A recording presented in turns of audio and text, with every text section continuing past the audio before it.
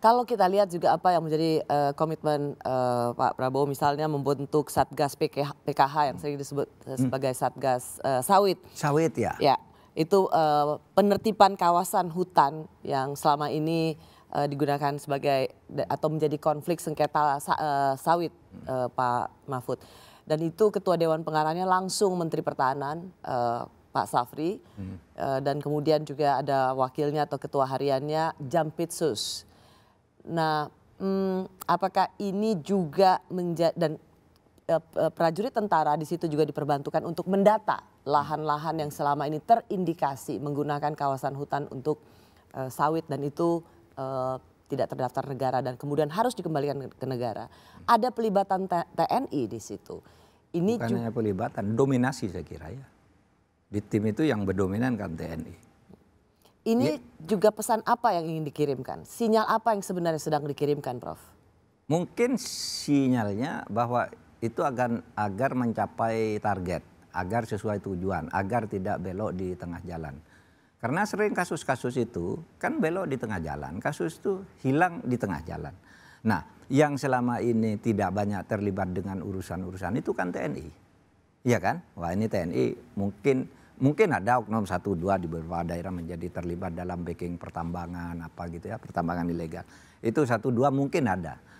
Sehingga secara umum TNI itu mungkin dianggap tidak punya beban psikologis untuk mereka itu lalu dipasang mungkin oleh Pak Prabowo. Itu sah saja, itu kan terserah presiden kan, kebijakan presiden gitu. Kalau nanti proses hukumnya akan masuk ke jalur-jalur hukum, itu kan. Itu saja. Kalau misalnya pemberantasan korupsi itu kita tahu bahwa itu menjadi bagian dari keharapan semua anak bangsa dan itu ingin dijawab oleh Presiden Prabowo. Tetapi ketika proses penegakan hukum itu juga atas misalnya ketidakpercayaan pada penegakan hukum yang lain dan kemudian memilih penegakan institusi penegak hukum yang lainnya, apakah ini satu situasi yang sehat? Menurut saya tidak tepat, ya. Tetapi Presiden mempunyai kewenangan untuk melakukan itu. Artinya mempunyai posisi lah. Kewenangan sih mungkin terlalu sah, terlalu resmi. Tapi dia punya posisi untuk mengambil langkah-langkah yang diperlukan yang menurut Presiden bisa efektif. Oleh sebab itu, kalau saya ya. Saya ingin meringkasnya begini.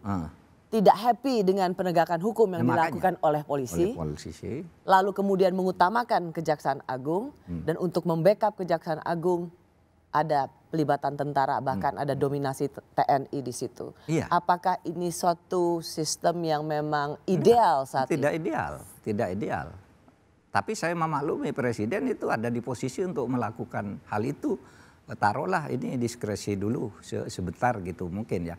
Yang ideal itu kalau dia tidak happy dengan polisi, kan tinggal direstruktur polisinya. Iya kan?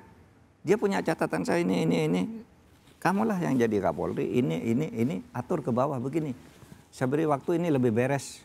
Dalam waktu 3 bulan misalnya saya sudah ingin melihat sudah bagus gitu.